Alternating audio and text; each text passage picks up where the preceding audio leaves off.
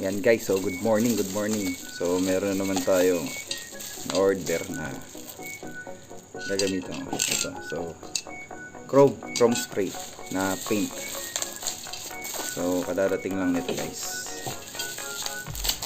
Actually kahapon pa. Kaso yun nga, na may happenings kagabi. So saka late na rin siya dumating, around na 5 PM na. So umorder ako ng dalawa guys. So kasi may pipinturahan tayo, tara, let's go. Ayan, so magmamas muna tayo sa salamin kasi syempre matapang-tapang din yun. So first ako magpipintura guys.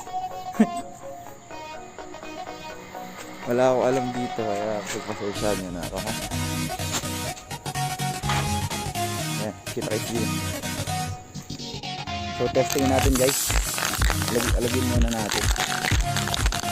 Pakopingan muna natin.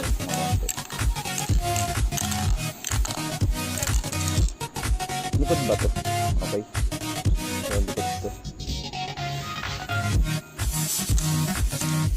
Sana lang kumapot ka na. Ayos.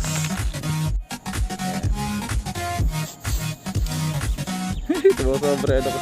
Honestly, hindi naman siya magiging chrome. Nagiging gray lang siya. Pero pwede na.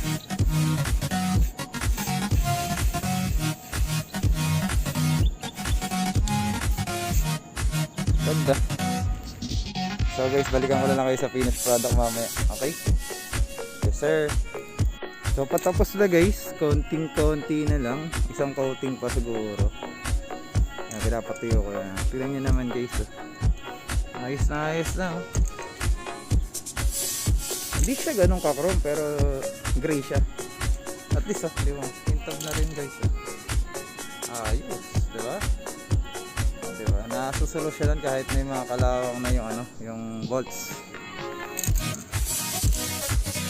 Okay. So thumbs up dito. Super sulit. Kahit mura lang siya, ayos na rin. Basta importante is mapabalik niya yung kulay ng footrest ko. Hindi ko alam kung ano tawag dito guys, pero ito yung pinaka footrest ko sa mating. Okay, so yan guys, okay. Thumbs up dito, sobrang sulit, mura pa. Nabili ko lang to ng 45 pesos sa Shopee. Ayos.